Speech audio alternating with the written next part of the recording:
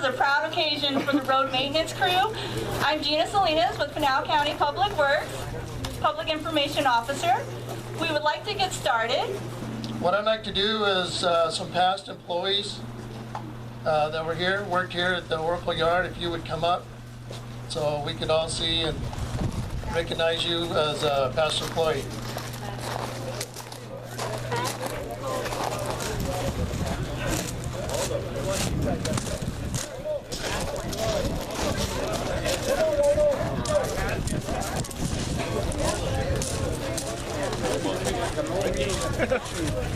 This way, my friend, right there.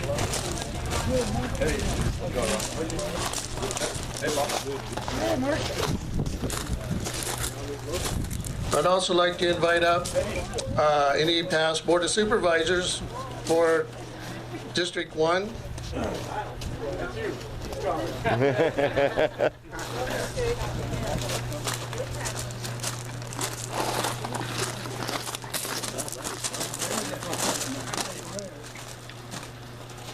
Let me just first say that it's a little unusual and it's not typical that we would gather for a ribbon cutting and an opening for a maintenance garage.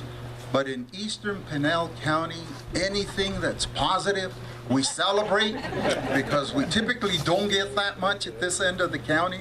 And that's something that my other four board members hear all the time at our board meetings. And Lino knows that as well from the years that he spent as a Board of Supervisors member from District 1.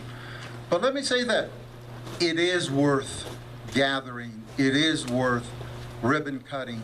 This is a beautiful, excellent facility.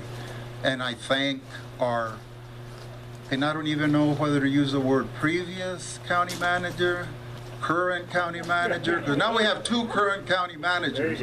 Greg Stanley, I thank him, and I particularly thank Louis Anderson, our new county manager, because he was the Public Works Director, for getting this done.